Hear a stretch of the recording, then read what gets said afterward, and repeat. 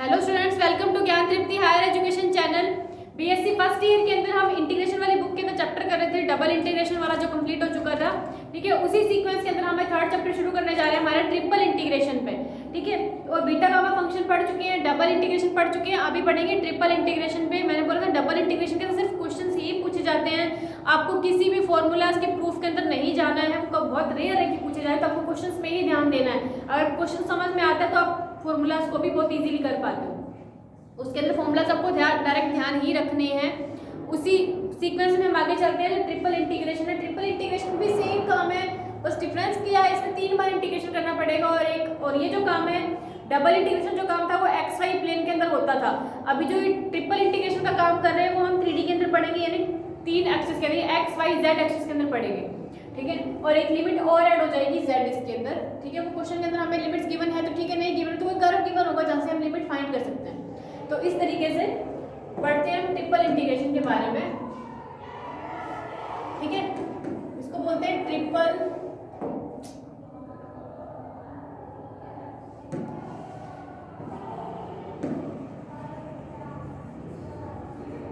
Integral. ठीक है, triple integral के बारे में पढ़ रहे हैं। मैंने आपको जस्ट बताया कि ट्रिपल इंटीग्रल नाम से स्पष्ट है, 3 बार इंटीग्रेशन करना पड़ेगा और एक्स वाई जेड प्लेन में होता है। तो इसका जो इवोल्यूशन है वो कैसे होगा, फॉर्मूला का जो इवोल्यूशन है, ठीक है, फॉर्मूला का इवोल्यूशन होगा, 3 बार इंटीग्रेशन करना है ना हमें, तो इस तरीके से साइन लगेगा इंटीग्रेशन का। और मैंने आपको उस दिन बताया था डबल इंटीग्रेशन की पहली लिमिट हमेशा एक्स की होती है, दूसरी वाली वाई की होती है। तो इसमें क्या हो जाएगा, पहली एक्स की, दूसरी वाई की, तीसरी जेड की हो जाएगी। तो जो एक्स की लिमिट है वो मान लेते हैं अपने ए से बी कोई कांस्टेंट। हमेशा ध्यान रखना एक्स की लिमिट कोई कांस्टेंट ही होनी चाहिए, तभी आपके पास कोई आंसर प्रॉपर मिल सकता है। ठीक है, और उसके बाद जो सेकंड लिमिट है हमारी वाई की लिमिट जो है आपकी एक्स के अंदर होनी चाहिए। y1x से y2x इसलिए लिख रही हूँ कि y की जो लिमिट है वो x के अंदर होनी चाहिए। ठीक है, फिर हम बात करते हैं z1 की। तो जो मैंने बोला कि जो y लिमिट है वो x में होनी चाहिए, तो जो आपकी z लिमिट है वो x और y दोनों में होनी चाहिए, z1x, y, z2x, y। Clear कि मैंने बोला कि ट्रिपल इंटीग्रेशन के अंदर 3 लिमिट्स लेनी है और तीनों की तीनों लिमिट जो ये काम हो रहा है वो 3D के अंदर हो रहा है, यानी एक्स वाई जेड के अंदर हो रहा है। अगर एक्स वाई जेड एक्सिस के अंदर हो रहा है तो पहली लिमिट आपकी एक्स की होगी, दूसरी वाई की होगी और तीसरी जेड की होगी। तो मैंने बोला कि जो एक्स की लिमिट है वो हमेशा कांस्टेंट होनी चाहिए ताकि आपको प्रॉपर आंसर मिल सके, वाई जेड के अंदर नहीं होनी चाहिए। ठीक है, तो पहली लिमिट ए से बी, मैंने कुछ भी ले लो, ए और बी की वैल्यू कुछ भी हो सकती है। ठीक है, फिर उसके बाद वाई की लिमिट आती है y1 से y2। अब y1 से y2 उसने बोले कि जो लिमिट है वो x के अंदर होनी चाहिए, x के पदों में होनी चाहिए। फिर हम बात करते हैं तीसरी लिमिट जो हमारी z है, z की लिमिट है वो x और y दोनों के पदों में होनी चाहिए। क्लियर, अगर गिवन है तो ठीक है, नहीं गिवन है तो हम कर्व से z का मान निकालते हैं और कर्व आपको हमेशा 3D के अंदर ही गिवन होगा, जो 3D के अंदर बनता है, जैसे स्फीयर हो गया, ठीक है, सिलेंडर हो गया, तो इस तरीके से ये होगा। तो triple integration of X F X Y Z, मतलब आपको जो फंक्शन होगा वो भी एक्स वाई जेड के अंदर गिवन होगा। ऑब्वियस सी बात है, हम 3D पढ़ रहे हैं तो एक्स वाई जेड एक्सिस के अंदर कोई कर्व गिवन होगा। ठीक है, एफ एक्स वाई जेड और यहाँ क्या आ जाएगा, D x D Y D Z. तो ये इसका इवोल्यूशन है। क्लियर, अब पहली लिमिट एक्स की होती है ये वाली, ये वाई की और ये जेड की, पहली कांस्टेंट, दूसरी एक्स में और तीसरी एक्स और वाई दोनों में। फंक्शन गिवन होगा, वो फंक्शन यहाँ रखेंगे, साथ में dx dy dz लगा देंगे, खत्म। तो ये तो था ट्रिपल इंटीग्रेशन का जो स्टैंडर्ड मतलब नॉर्मल इवोल्यूशन की किस फॉर्म के अंदर होनी चाहिए वो इसी फॉर्म के अंदर आपको लिखनी है। ठीक है, नेक्स्ट एक फॉर्मूला है इसके अंदर जो बहुत इंपॉर्टेंट है, एग्जाम्स में डायरेक्ट फॉर्मूला ही पूछा जाता है। ठीक है, फॉर्मूला है Dirichlet integration.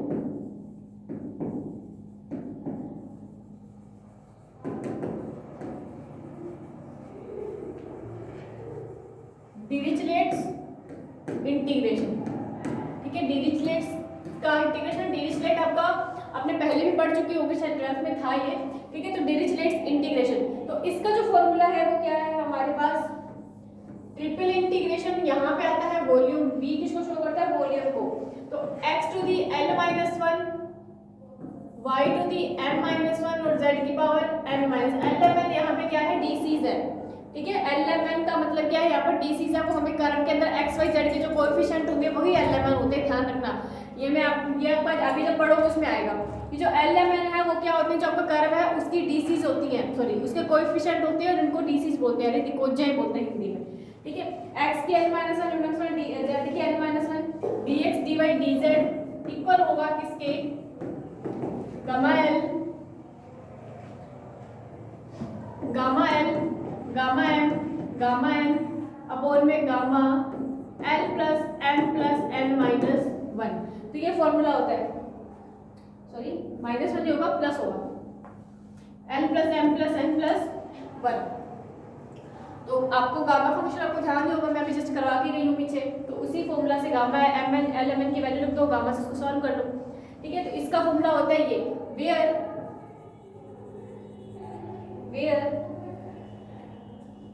x is greater than equal to 0, y is greater than equal to 0, z is greater than equal to 0 and x plus y plus z is less than equal to 1।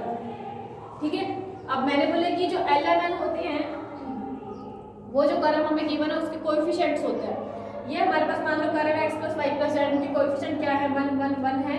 ठीक है, तो इस तरीके से LMN की value भी क्या हो सकती है, 1 हो सकती है। तो मैंने थोड़ा सा एग्जांपल देके बताया, क्वेश्चन में और क्लियर कर दूंगी इसको।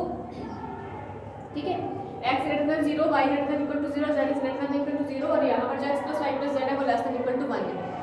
ठीक है, और ये डिरिचलेट का इंटीग्रेशन फॉर्मूला है, एज इट इज ही आपको याद में रखना है। ठीक है, बहुत इजी है, क्वेश्चन करोगे तो वहाँ पे इजीली क्लियर हो जाएगा। ट्रिपल इंटीग्रेशन ऑफ v लगाना है, ट्रिपल ऑब्वियस सी बात है, अगर यहाँ dx dy dz करते हो वहाँ पे ट्रिपल इंटीग्रेशन का साइन ही आएगा। ठीक है, तो ये तो हो गया डिरिचलेट का। नेक्स्ट एक और फॉर्मूला है लिबेली का। ठीक है,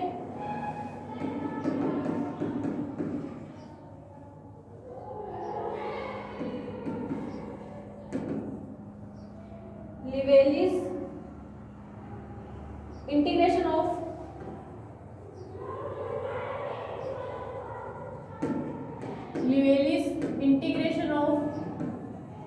डिरिचलेट्स इंटीग्रेशन।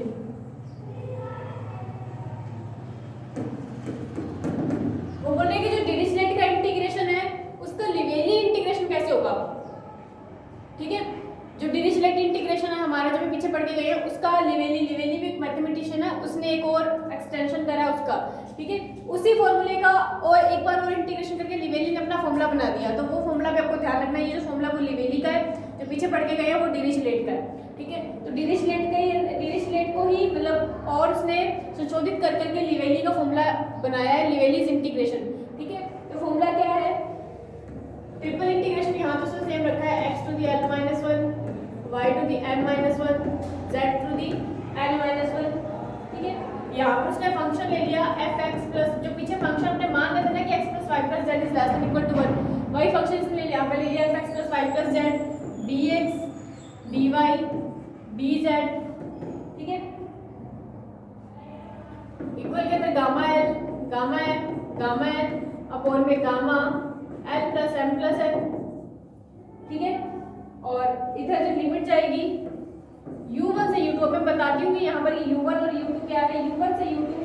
ठीक है, u की power l plus m plus n minus 1 f u d। ठीक है, और यहाँ पर जो u1 से u2 क्या है, यहाँ पर वो पढ़े कि जो x plus y plus z है वो क्या है, u1 से u2 के बीच में है, इसलिए हमने लिमिट क्या ले ली, u1 से u2 ले ली। क्लियर, वो बोले कि जो x plus y plus z है उसकी वैल्यू u1 से u2 के बीच में है।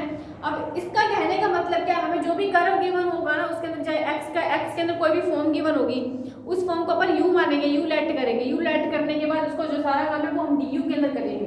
ठीक है, तो जैसे x वाला फंक्शन है उसको u मान लिया, y वाला फंक्शन है उसको v मान लिया, z वाला फंक्शन है उसको w मान लिया, ऐसे करके। ठीक है, वो मान करके हम इसको सॉल्व करेंगे इस तरीके से। आपको क्लियर हो गया होगा, ये फॉर्मूला आपको एज इट इज ही ध्यान रखना है। ठीक है, ये फॉर्मूला आपको एज इट इज ही ध्यान रखना है, इसमें वैल्यू पुट करके हम सॉल्व कर सकते हैं। ठीक है, तो ये फॉर्मूला आपको एज इट इज ध्यान रखना है। ये तो था लिबेली का।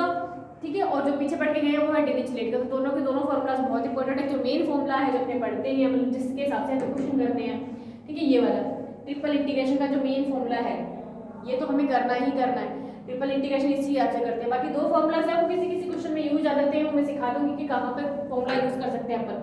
तो ये डिरिचलेट का, मैं वैसे मेन इंपॉर्टेंट डिरिचलेट का ये, क्योंकि इसी से क्वेश्चन ज़्यादा अच्छे आंसर मिलते हैं, ठीक है। ये इतना इंपॉर्टेंट नहीं है, बस इसको नाम से पूछा जाता है कि लिवेली का डिरिचलेट इंटीग्रेशन बताना है, ठीक है। तो डिरिचलेट इंटीग्रेशन इस तरीके से मतलब आपको डायरेक्ट लिखना है, ठीक है।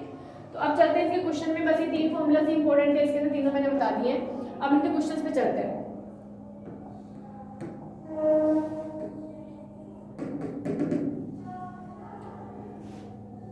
क्वेश्चन में दे रखा है इवेल्यूट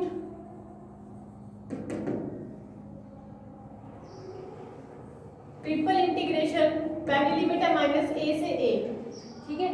दूसरी दे रखी है -b से b, और तीसरी दे रखी है -c से c, ठीक है। और फंक्शन है x² + y² + z², ठीक है, dx dy dz, ठीक है। ये क्वेश्चन दे रखा है, इसको हमें क्या करना है, इवेल्यूट करना है ट्रिपल इंटीग्रेशन के थ्रू। यहाँ पे तो डायरेक्ट इंटीग्रेशन नहीं करना है, क्योंकि हमें लिमिट गिवन है। लिमिट गिवन होती तो वहां से इंटीग्रेशन करना थोड़ा इजी बैठ जाता है। अब मैंने क्या बताया कि सबसे अंदर वाली लिमिट है वो z की होती है, बीच वाली y की होती है, सबसे बाहर वाली x की होती है। तो हम सबसे पहले अंदर वाले को सॉल्व करेंगे ना, तो इसको मैं लिख रही हूँ इससे -a से a, -b से b, और जो अंदर वाली लिमिट है इसको मैं ब्रैकेट में लेके जा रही हूँ -c से c, x² + y² + z²। और ये लिमिट z की होती है तो सिर्फ dz को अंदर लेके जा रही हूँ बाहर, बाकी dx और dy को मैं बाहर रख रही हूँ, ठीक है, क्लियर। तो ये एज रहेगी, इसका कर देते हैं हम इंटीग्रेशन। dz के लिए, यदि z के लिए करना है तो ये हो जाएगा x² + y² + z³ 3, ठीक है। और लिमिट -c से c dx dy, -a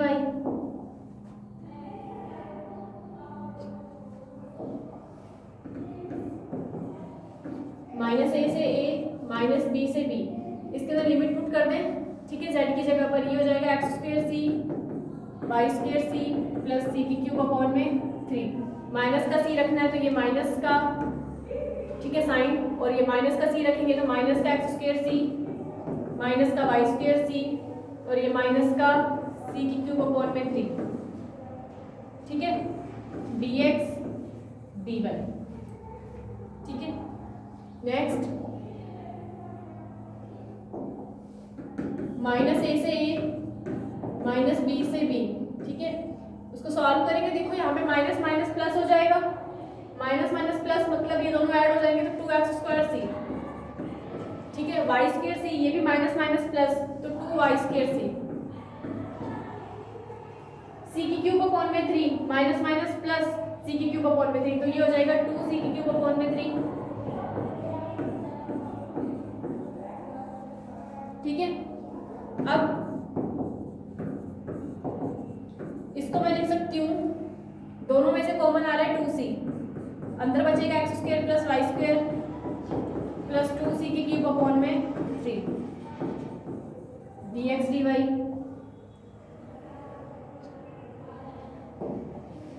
ठीक है।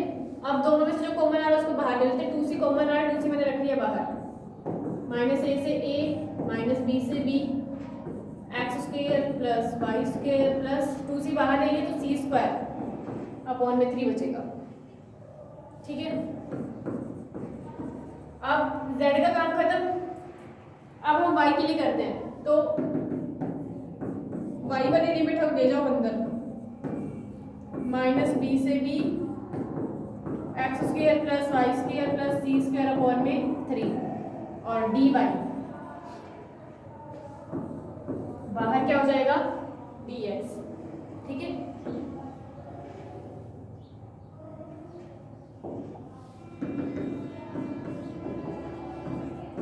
अब इसका क्या करना है, dy के लिए काम करना है। तो dy के लिए काम करेंगे तो इसका इंटीग्रेशन करूंगी x² y + y³ 3 + c² y 3, ठीक है। और -b से b dx,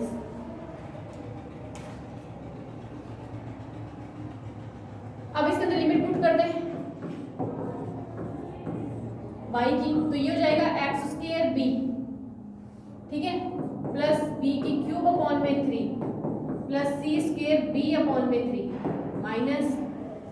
माइनस का X square Y sorry X square B हो जाएगा, और ये माइनस का बी की क्यूब अपॉन में 3 हो जाएगा, ये माइनस का बी सी स्क्वायर अपॉन में 3 हो जाएगा।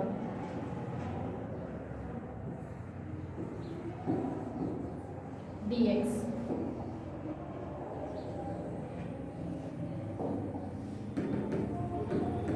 टू सी माइनस ए से ए।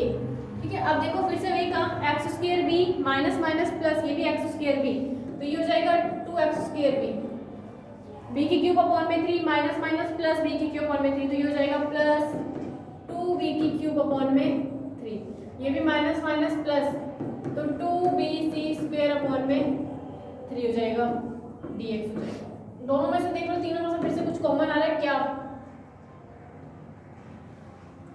कॉमन आ रहा है हमारे पास 2b।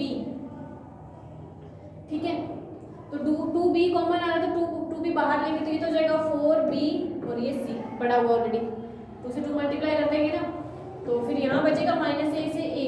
2b कॉमन लिया है तो कितना हो जाएगा X square plus B square upon में 3 प्लस सी स्क्वायर अपॉन में 3। ठीक है, और साथ में dx। अब dx के लिए इसका इंटीग्रेशन कर दें, 4bc इंटीग्रेशन कर देंगे इसका, तो ये मिलेगा मुझे x की क्यूब अपॉन में 3 plus B square X upon में 3 plus C square X upon में 3।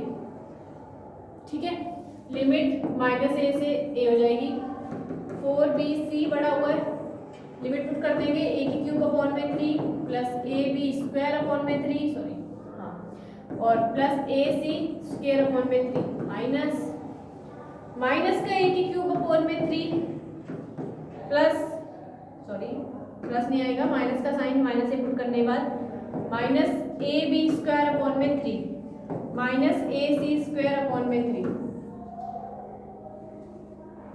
ठीक है, अब देखो इसको सॉल्व कर लेते हैं। 4bc माइनस माइनस प्लस हो जाएगा ये। ठीक है, तो ये कितना हो जाएगा 2a की क्यूब अपॉन में 3, फिर से ab स्क्वायर अपॉन में 3, तो माइनस माइनस प्लस 2ab की स्क्वायर अपॉन में 3, फिर से ये माइनस माइनस प्लस का 2ac की स्क्वायर अपॉन में 3 हो जाएगा। अब देखो दोनों में तीनों में से जो भी कॉमन आ रहा है उसको बाहर रख लेते हैं अपन। ठीक है, कॉमन क्या आ रहा है? कॉमन आ रहा है हमारे पास 2a और अपॉन में 3 कॉमन आ रहा है। ठीक है, तो ये कितना आ जाएगा 8abc अपॉन में 3 कॉमन आ रहा है। ठीक है, तो इधर कितना बचेगा हमारे पास? ये बनेगा a square plus b square plus c square. तो ये हमारे पास एक्यूरेट आंसर है, इसके आगे हम सॉल्व नहीं कर सकते हैं। तो 8abc/3 ब्रैकेट में a square plus b square plus c square, ये हमारे पास जो दिया हुआ ट्रिपल इंटीग्रेशन था उसका सोल्यूशन है। ठीक है, तो इस तरीके से किए जाते हैं ट्रिपल इंटीग्रेशन। तो बहुत ही इजी सा क्वेश्चन था, इसमें तो आपको लिमिट गिवन थी। अब बात करते हैं वो क्वेश्चन जिनमें आपको लिमिट गिवन नहीं होगी। ठीक है, क्योंकि इसमें तो देखो तीनों की तीनों लिमिट कांस्टेंट ही थी, माइनस ए से ए, माइनस बी से बी और माइनस सी से सी। मैंने क्या बताया आपको कि जब आपको लिमिट गिवन नहीं है तो आपको क्या करना है? पहली लिमिट कांस्टेंट रखनी है, दूसरी लिमिट एक्स में रखनी है, तीसरी लिमिट एक्स और वाई दोनों में रखनी है, जेड वाली जो लिमिट है। ठीक है, तो चलते हैं क्वेश्चन पे जिसमें हमें लिमिट गिवन नहीं हो। ठीक है, क्वेश्चन है नेक्स्ट।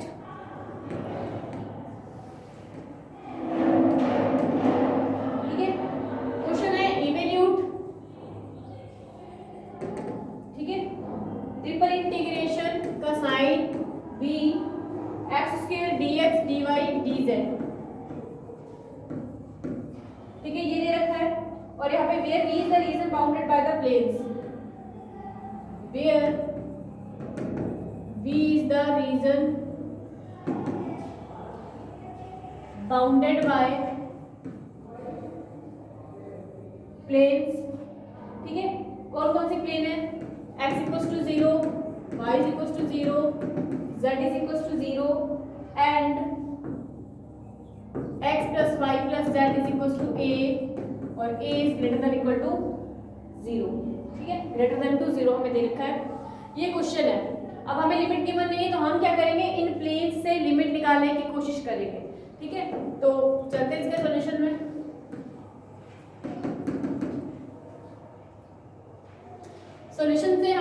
चीज क्लियर हो रही है यहाँ पर। वो बोल रहे हैं कि जो वो दे रखे हैं हमें x बराबर 0, y बराबर 0 एंड z बराबर 0, ये एक चतुष्फलक बनता है। ठीक है, किस तरीके से, इसको ले लेते हैं हम x,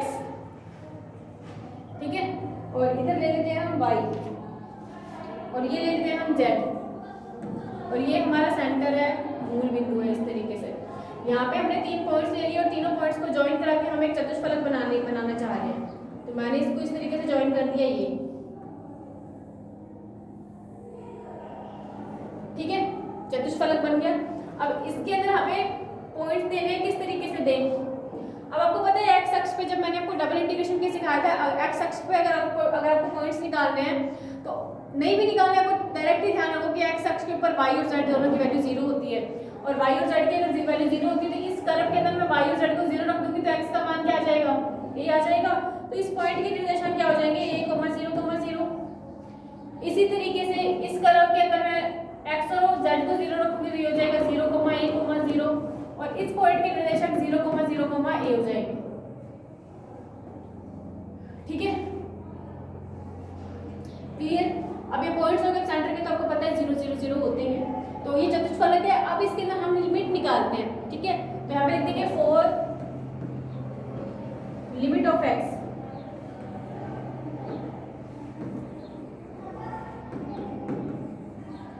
for limit of x। अब x की लिमिट के लिए देखो, x की लिमिट हम कहां से कहां तक जा रही है, 0 से a तक जा रही है, और मैंने बोला कांस्टेंट रखनी है x की लिमिट हमेशा, तो कहां से 0 से a जा रही है, तो यहां पे लिख देंगे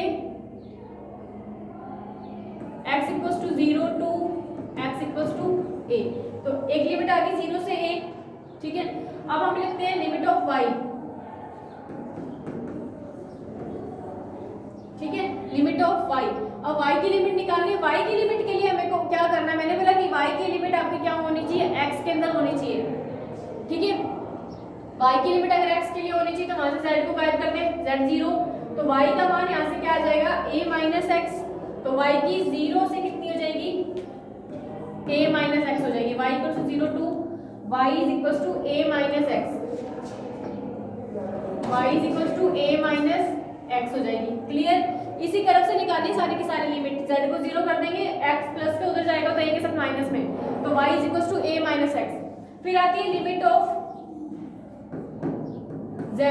अब मैंने बताया था कि z की लिमिट x और y दोनों में होनी चाहिए, y की लिमिट सिर्फ x में होनी चाहिए, z की लिमिट x और y दोनों में होनी चाहिए। तो z की लिमिट x और y दोनों में होनी चाहिए, z का मान निकाल लो, z का मान क्या हो जाएगा, a minus x minus y। ठीक है, तो z equals to 0 to z is equals to a minus x minus y। Clear, तीनों लिमिट्स निकल गई, तीनों लिमिट्स निकल के हम उस कर्व के अंदर पुट कर देते हैं। हमें कर्व क्या गिवन था, x square dx dy dz, और यहाँ पे लिमिट रख देते हैं। ठीक है, तो ट्रिपल इंटीग्रेशन, पहली लिमिट x की होती है, x की लिमिट क्या है, 0 से a, दूसरी y की होती है तो 0 से a माइनस x, तीसरी लिमिट 0 से a minus x minus y। ठीक है, और कर्व क्या था, x स्क्वायर, तो x स्क्वायर dx dy और dz। क्लियर है, लिमिट इस तरीके से निकालनी है, तो ये 0 से a और 0 से a माइनस x, तो ऐसे रख देते हैं, इसको हम अंदर लेके जाते हैं क्योंकि पहले dz के लिए काम करना है हमें। तो 0 से a minus x minus y, x square dz साथ में बाहर dx dy। ठीक है, अब यहाँ पर इसका इंटीग्रेशन कर देते हैं हम, 0 से a माइनस x। ठीक है, ये हो जाएगा x square z 0 to a minus x minus y dx dy। ठीक है, 0 से a माइनस x। ठीक है, इंटीग्रेशन हो गया, अब इसमें लिमिट पुट कर दें। ठीक है, तो कितनी हो जाएगी, x square a minus x minus y।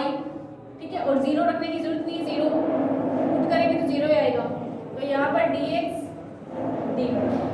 ठीक है, नेक्स्ट देखो, अब हम इसके अंदर क्या करते हैं,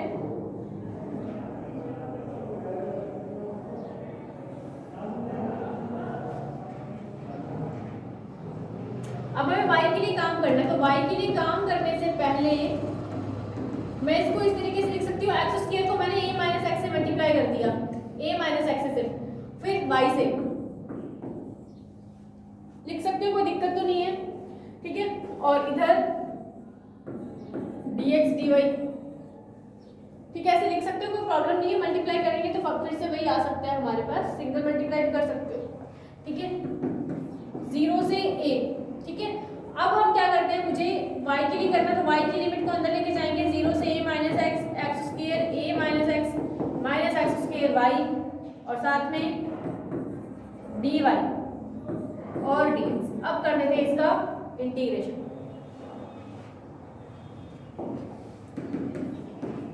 जीरो से a इंटीग्रेशन करना है, तो ये हो जाएगा X square y a minus X, ठीक है। और यहां पर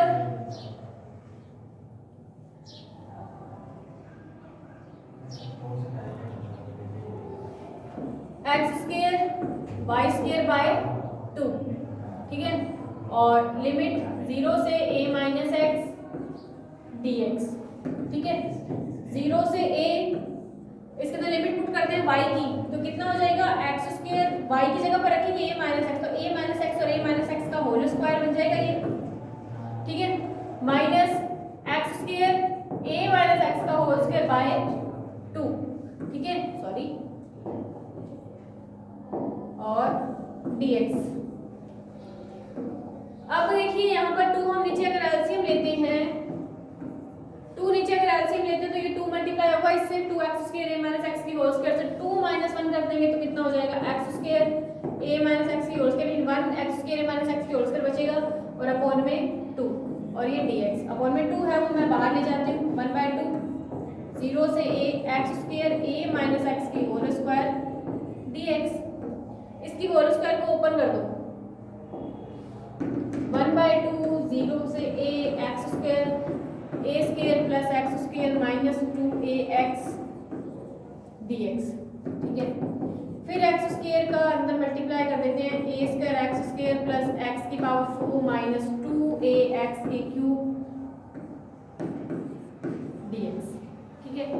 मल्टीप्लाई करने के बाद अब इसका इंटीग्रेशन कर देते हैं, जो कि इजी बैठ जाएगा, a स्क्वायर एक्स की क्यूब अपॉन में 3 प्लस एक्स की 5 अपॉन में 5 माइनस 2ax 4/4, 0 से a, ठीक है।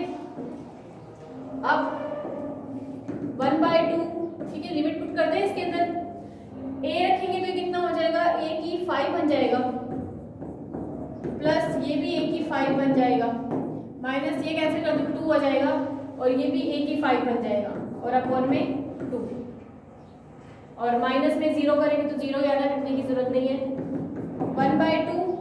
अब सब में से देखो a की 5 कॉमन आ रहा है, ठीक है, तो a की 5 तो कॉमन ले लें हम इधर, और अंदर 1/3 प्लस 1/5 माइनस 1/2 है, ठीक है। तो इनका हम क्या ले लेंगे, एलसीएम ले लेंगे,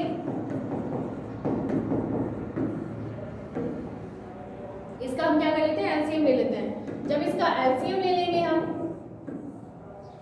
कितना आएगा इसका एलसीएम,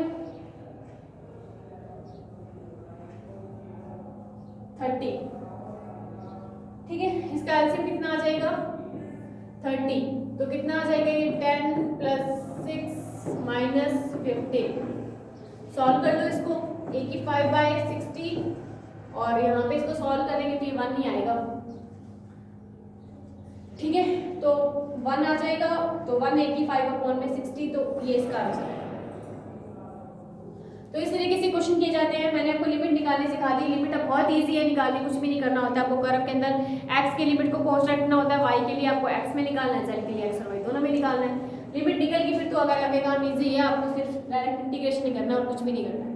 तो ये था एक क्वेश्चन जिसमें आपको लिमिट गिवन नहीं होती है। अब एक क्वेश्चन लास्ट और लेते हैं जिसमें आपको जो डिरिचलेट का फॉर्मूला यूज करना है, ठीक है। क्वेश्चन हमें दे रखा है,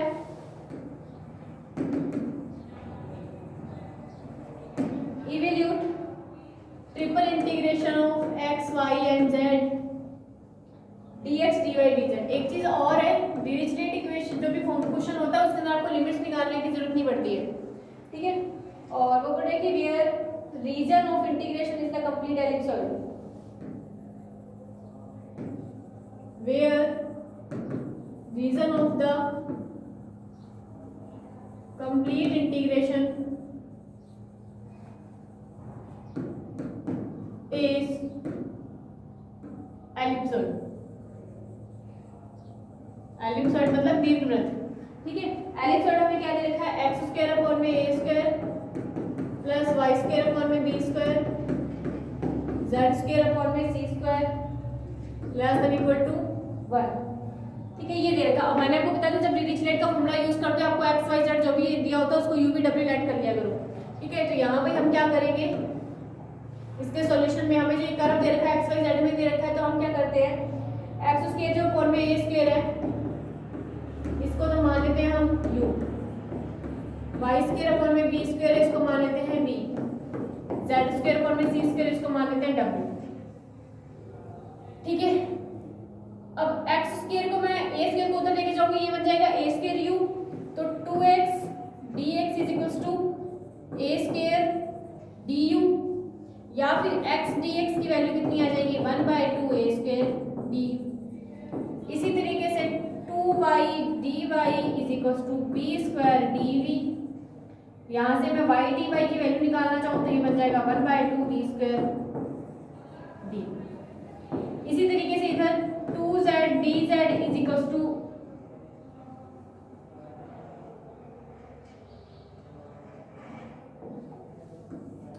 c स्क्वायर dw और z dz की वैल्यू कितनी आ जाएगी 1/2 c स्क्वायर dw, ठीक है।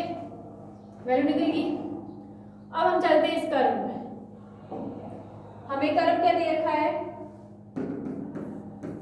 Triple integration of x Y z d x D Y D z. X Y z दे रखा है तो यहाँ से हमें एक्स वाई जेड की वैल्यू निकालनी है, तो एक्स वाई जेड की वैल्यू देखो क्या हो सकती है,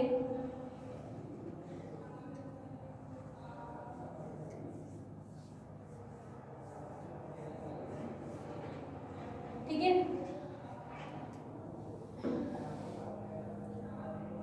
ये कर्व था, एक्स वाई जेड के साथ क्या दे रखा है D x D Y D Z, तो एक्स डी एक्स की वैल्यू वाई डी वाई की वैल्यू और जेड डी जेड की वैल्यू, इनकी वैल्यू पुट करनी है।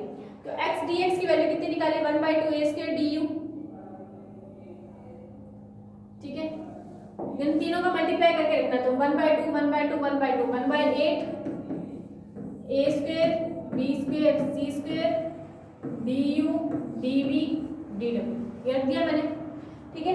अब हम इसको चेंज कर देते हैं फंक्शन में, जैसे यहाँ पे देंगे वेयर हमें कर्व क्या दे रखा था, देखो X square plus Y square, ठीक है। ये curve less than equal to 1, तो इसकी जो वैल्यू है एक्स स्क्वायर अपॉन में इसको क्या माना हमने u, इसको माना है v और इसको माना है w is less than equal to 1। देखो ध्यान से, मैंने जब डिरिचलेट फॉर्मूला करवाया था वहां पे लिखा था कि x greater than equal to 0, y greater than equal to 0 एंड z is greater than equal to 0 and x plus y plus z is less than equal to 1।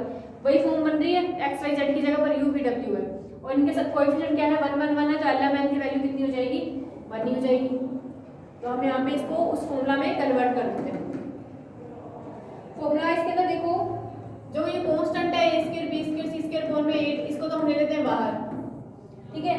और इसका बना लेते हैं हम फॉर्मूला, मैंने बोला ln की वैल्यू 1 1 1 है, तो 1 - 1, ठीक है। और y था, y की जगह पर v है m - 1, तो ये भी 1 - 1, ठीक है। और फिर w की पावर 1 - 1, तो du dv एंड dw, ठीक है। अब इसको फॉर्मूला में चेंज कर देते हैं, ये हो जाएगा a square b square c square upon में 8। फॉर्मूला क्या था gamma l gamma m gamma n upon में gamma l plus m plus n plus 1, ठीक है। तो ln की वैल्यू 1 1 1 ही है, gamma l gamma n gamma n upon में gamma l plus m plus 1 plus 1, ठीक है। आपको पता है कि गामा 1 की वैल्यू 1 ही होती, तो ऊपर तो 1 ही आएगा और नीचे गामा कितना बन रहा है 4 बन रहा है, तो a square b square c square upon में 8 डॉट गामा 4 है, गामा 4 को मैं क्या लिख सकती हूँ गामा 3 प्लस 1, ठीक है। और ये क्या हो जाएगा हमारे पास फैक्टोरियल 3,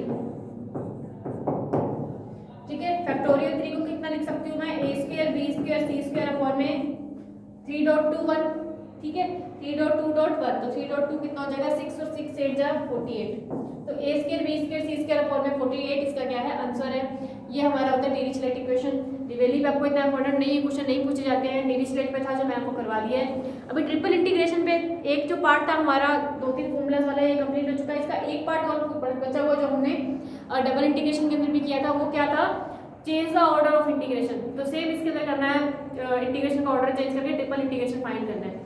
तो वो एक छोटा सा टॉपिक हमारा है, हम नेक्स्ट लेक्चर में इसको कंप्लीट कर लेंगे, ठीक है। और इससे रिलेटेड जो भी क्वेश्चन है आप ट्राई कीजिएगा, ठीक है। और कोई भी प्रॉब्लम हो तो आप कमेंट बॉक्स में मुझसे पूछ सकते हैं, ठीक है। बाकी इसके जो क्वेश्चन है ये मास वाले और ये सब ये इतने इंपॉर्टेंट नहीं है, नहीं पूछे जाते हैं। जो इंपॉर्टेंट काम है, जो भी क्वेश्चन है मैंने आपको करवा दिया है, ठीक है। फिर भी अगर आपको करना है तो आप कमेंट बॉक्स में मुझे सजेस्ट कीजिएगा मैम ये क्वेश्चन है, तो आप मैं वहाँ पे नेक्स्ट लेक्चर के अंदर इस क्वेश्चन को यहाँ कंप्लीट करवा दूँगा आपको, ठीक है। बाकी करते हैं नेक्स्ट लेक्चर के अंदर। Thanks for watching.